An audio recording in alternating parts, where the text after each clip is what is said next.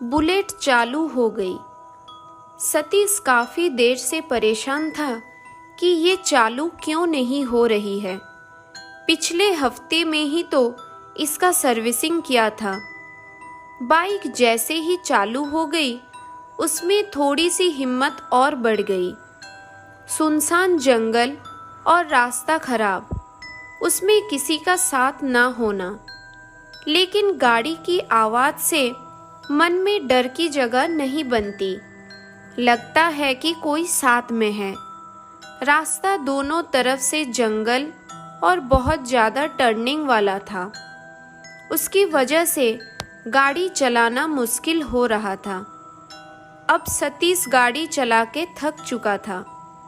थोड़ी देर कहीं आराम करना चाहता था, लेकिन यहाँ कोई चाय की टपरी या ढाबा भी नहीं था जहाँ थोड़ा रुक के फिर आगे का रास्ता पूरा किया जाए। ऐसा सोचते ही जैसे भगवान ने उसकी सुन ली। सामने एक मोड़ पे छोटा सा ढाबा दिखा। सतीश ने सोचा, क्यों ना आराम से चाय पिया जाए और कुछ बिस्किट खाया जाए। वो सामने जाके गाड़ी पार्क करता है और ढाबे के अंदर जाता है। ढाबा बहुत पुराना था। यहाँ वहाँ जलने की कालीख लगी थी। शायद जो चूल्हा जलता है उसकी थी। टूटे से लकड़ी के टेबल थे। छोटा सा दिया जल रहा था। उसकी रोशनी में सतीश ने बैठने की जगह ढूंढ ली। लाइट नहीं थी।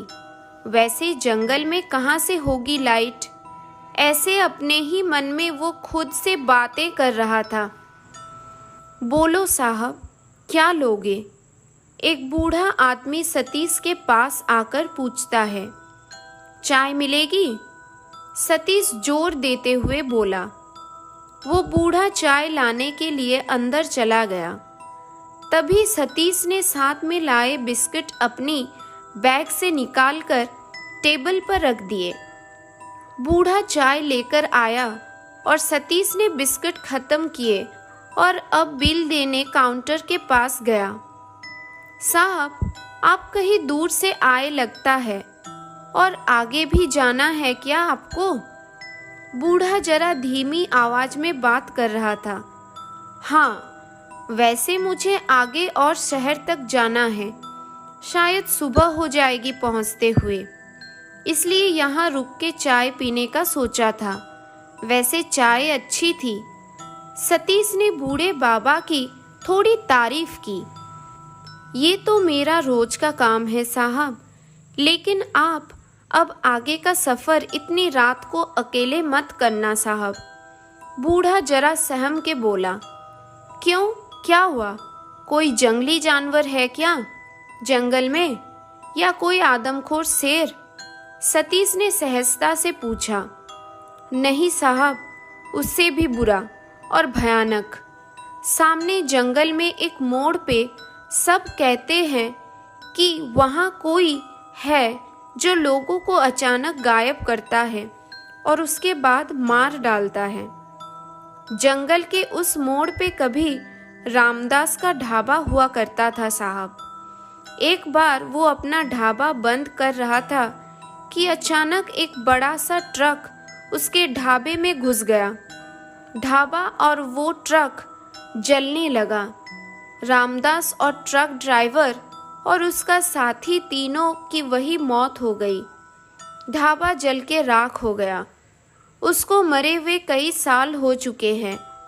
वहाँ कोई ढाबा नहीं है साहब, लेकिन रात को जाने वालों को वो चाय पे रुकने को बोलता है और बाद में उनकी लाश वही पहाड़ी में कहीं मिलती है दूसरे दिन।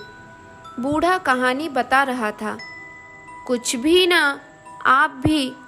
आजकल कहाँ भूत प्रेत पे यकीन करता है कोई?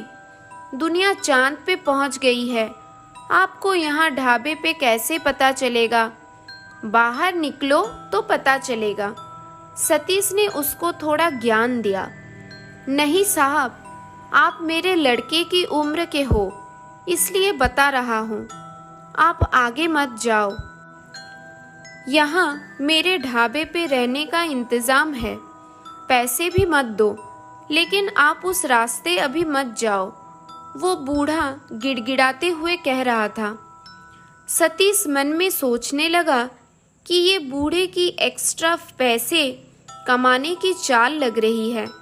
वो आगे बोला, नहीं, मुझे नहीं रुकना, आप अपने पैसे ले लो और मेरी छुट्टी करो। पैसे दे के सतीश बाहर निकला। ठंडी हवा चल रही थी और बाहर घना अंधेरा था। गाड़ी पे बैठते हुए उसने ढाबे की ओर एक नज़र डाली। वो बूढ़ा आदमी सतीश की तरफ आशा भरी नज़र से देख रहा था। एक बार सतीश के मन में भी आया कि शायद उस बूढ़े की बात में जरा भी सच्चाई हुई तो आज मेरी एक भूत से मुलाकात होने वाली थी। उसने बाइक की चाबी लगाई और चालू की और अपने रास्ते चल पड़ा। लेकिन उसके मन के एक कोने में कुछ डर सा बैठ गया था। सतीश अब घने जंगल में पहुंच गया था। रास्ता खराब था, इसलिए गाड़ी जरा धीरे चला रहा था। उसको अचानक लगा कि सामने कोई रोड पे बैठा है। वो चौंक गया। डर ने जैसे उसको अपने कब्जे में कर लिया था। धड़कनें तेज हो चुकी थी। ठंडी हवा में भी उसको पसीना आने लगा। लेकिन ये क्या, वो सफ़ेद कपड़े में जो बैठा था वो उसकी तरफ ही आ रहा था। सतीश ने अपनी गाड़ी स्टैंड पे लगाई और भागने की तैयारी कर रहा था कि अचानक सामने से आवाज़ आई, भाई साहब। अब सतीश रुक गया। उसका डर थोड़ा कम हो गया। वो सफ़ेद कपड़े में एक 24 से 30 साल का लड़का था। उसके कपड़े पे खून के दाग थे और कपड़े कई जगह फट चुके थे। वो सामने आया और बात करने लगा। मेरी बाइक का एक्सीडेंट हो गया है, अंधेरे में देख नहीं पाया और सीधा जाके मैं गड्ढे में जाकर गिर गया। मुझे बहुत चोट आई है, क्या आप मुझे शहर तक पहुंचा सकते हैं? सतीश गाड़ी से उतर के सामने देखने गया। उसकी बाइक नीचे गिर चुकी थी और बहुत पुरानी लग रही थी। नंबर प्लेट भी नहीं था। आग में जैसे झुलसती है वैसे लग रही थी। सतीश को उस पर तरस आया। सोचा कि चलो एक पार्टनर मिल जाएगा तो डर लगने की कोई बात ही नहीं होगी। सतीश ने उसको अपनी गाड़ी पे बिठाया और दोनों शहर की तरफ चल दिए। सतीश ने पूछा, क्या नाम है तुम्हारा? क्या काम करते हो? जी मेरा नाम रोहन है, मैं मार्केटिंग का काम करता हूँ। रोहन ने एक झटके में सब बोल दिया। उसका आवाज़ जरा दबा सा था, जैसे धूल मिट्टी में काम किया हो और गला बैठ सा गया हो वैसे। रोहन ने पीछे से अपनी जेब में से सिगरेट निकाली और सतीश को भी देने को हाथ आगे किया। उसका हाथ जला हुआ था और उसके हाथ में जो सिगरेट थी वो एक बहुत पुराना ब्रांड का था जो अब बंद हो चुका था। सतीश ने पूछा, ये हाथ कैसे जला तुम्हारा? और ये सिगरेट काफ़ी पुरानी लग रही है और बंद भी हो चुकी है, ये तुमको कहाँ से मिली? रोहन ने जरा हड़बड़ाते हुए कहा, ये वो मैंने एक ढाबे वाले से ली थी, यही पीछे में पड़ता है। सस्ते में दे रहा था तो मैंने खरीद लिया। सतीश ने फिर से सवाल किया, ये जो तुम्हारी बाइक थी काफ़ी पुरानी लग रही थी, सच में चल रही थी या कहीं से ऐसे ही उठाई और लेके भाग आए हो? सही सही बताओ। रोहन अब थोड़ा हिम्मत जुटा के बोल रहा था, अरे नहीं भाई, वो मेरी ही है, थोड़ी पुरानी है लेकिन अच्छी चलती थी। अब सतीश जरा चुप हो गया और अंधेरे में से रास्ता देख के गाड़ी चलाने लगा। उसके मन में अचानक आया कि रोहन की गाड़ी जैसे लग रही थी कि वो कितने सालों से वहाँ पड़ी है। वो अभी चलने वाली बाइक तो नहीं लग रही थी। उसके हाथ में सालों पुराना सिगरेट का ब्रांड का पैकेट वो उसको कहाँ से मिला होगा। और वो पिछले ढाबे की बात कर रहा था, तो किस ढाबे की बात कर रहा था? कुछ सोच के सतीश के मन में एकदम से एक भयंकर तरह की डर की तस्वीर सामने आई। कहीं उसने किसी भूत को तो नहीं बिठाया अपने पीछे? वो एकदम से ठंडा पड़ गया। धीरे से उसने पीछे मुड़कर देखना चाहा। पीछे रोहन बैठा था। सतीश ने गाड़ी रोकी और यूरिन के लिए कह के उतर गया। जैसे वो गाड़ी की तरफ मुड़ा, उसके मुंह से चीख निकल गई। वो बहुत डर गया। रोहन के पैर देखा तो उल्टे थे, लेकिन ऊपर देखा तो रोहन उल्टा बैठा था। सतीश की जान में जान आई। उसने रोहन को डांटा, तुम्हारा दिमाग तो सही है, मैं कितना डर गया था तुम्हारे पैर उल्टे देखकर। तुम उल्टे क्यों बैठे हो? रोहन ने माफी मांगी। अरे भाई माफ करो, मैं पीछे से कोई आ रहा है क्या नहीं, यही देखने की कोशिश कर रहा था। इतने में तुम आ गए। तुम भूतों से डरते हो क्या? क्यों, तुम्हें डर नहीं लगता? सतीश ने जवाब देते हुए गाड़ी चालू की। दोनों बैठ गए। रोहन को चुपके से देख के लग तो रहा था कि सब कुछ ठीक है। सतीश में थोड़ी हिम्मत आ गई। अब वो धीरे धीरे रोहन से बातें करने लगा। रोहन, तुम हमेशा इस रास्ते से गुजरते हो, तुम्हें कभी वो भूतों से मुलाकात नहीं हुई? वो रामदास ढाबे वाले का भूत? उस मोड़ पे जंगल में वो एक ढाबे वाला कह रहा था कि वहाँ कोई है जो लोगों को मार डालता है। रोहन एकदम से चुप हुआ, फिर बाद में बोला, हाँ मैंने भी सुना है।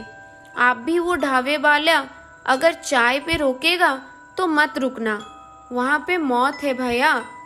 और रोने लगा। सतीश ने उसको चुप कराते हुए कहा, क्या तुमने उसको देखा है कभी?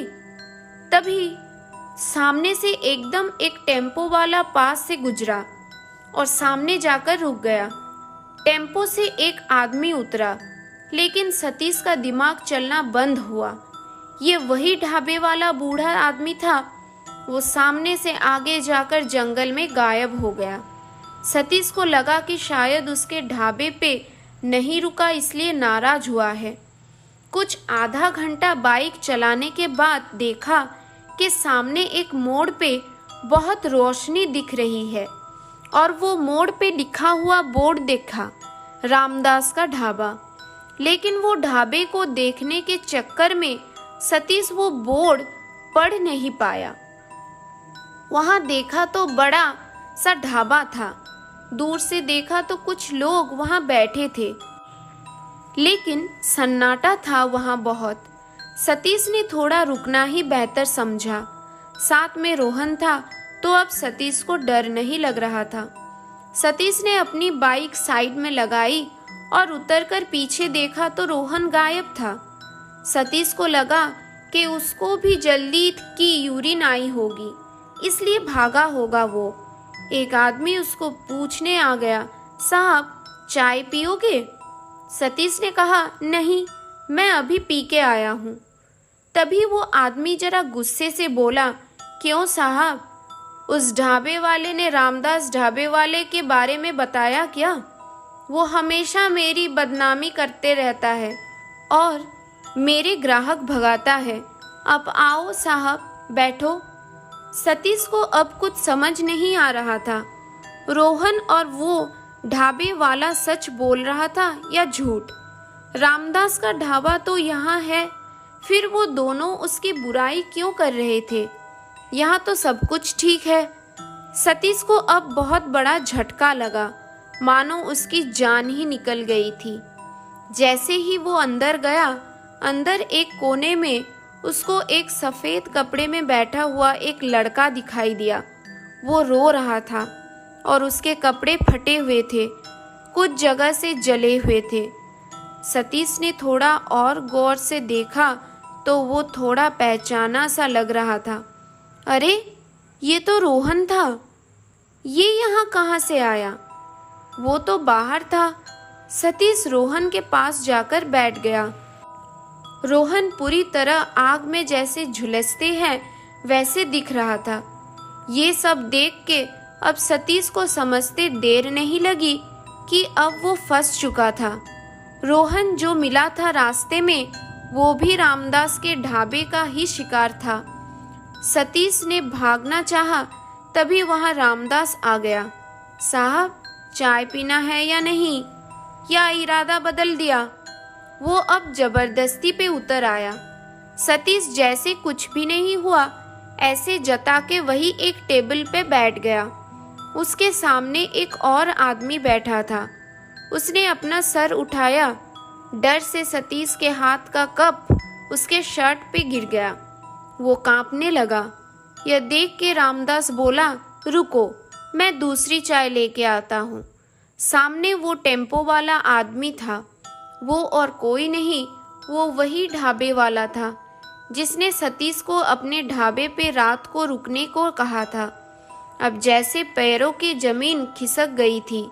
रामदास को अंदर जाते ही सतीश वहां से भाग खड़ा हुआ और ढाबे के पीछे जाकर छुप गया। उसने जो कुछ भी सुना था वो सच था। वो ढाबे वाला और रोहन अब भूत बन चुके हैं। दोनों भी उसको बचाना चाहते थे, लेकिन अब क्या? वो तो अब फंस चुका था। क्या करे ये सोच रहा था कि रामदास की चिल्लाने की आवाज आई। कहाँ भाग गया? तुम्हारा वक्त हो चुका है, वो आते ही होंगे। इतने में बहुत जोर की आवाज करते हुए एक बड़ी सी ट्रक रास्ते से आ रही थी।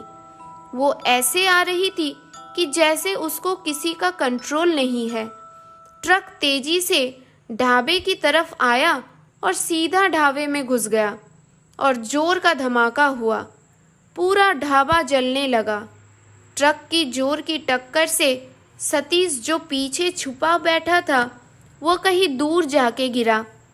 कुछ समय के लिए सब शांत हो गया। ढाबा आग में झुलस गया। सुबह होने वाली थी। सतीश को होश आ रहा था। उसके बगल में कुछ लोग खड़े थे और एक एम्बुलेंस भी था। लोगों ने सतीश को एम्बुलेंस में रखा और वो जोर का आवाज करते हुए निकल गई। वहाँ रामदास का ढाबा नहीं था। थी तो बस वो खाली जगह जहाँ रामदास की रूह लोगों को फंसाकर उसको मार डालती थी। लोग आज भी यही कहते हैं, वहाँ कोई है जो बहुत ही डरावना है, कातिल है, लेकिन कुछ ही बचते हैं सतीश जैसे नसीब वाले। तो दोस्तों, ये थी आज की कहानी। आज की कहानी आपको कैसी लगी कमेंट करके ज़रूर बताना। अगर अच्छी लगी हो तो अपने दोस्तों के साथ शेयर कर देना। ऐसे ही कुछ और कहानी सुनने के लिए हमारे चैनल को लाइक और सब्सक्राइब करना मत भूलना। और हाँ, नोटिफिकेशन बेल को ज़रूर दबाना ताकि सारी नई वीडियो की नोटिफिकेशन सबसे पहले आपको मिल सके। तो दोस्तों, और एक नई कहानी के साथ अगली वीडियो में मिलते हैं। तब तक के लिए अलविदा दोस्तों।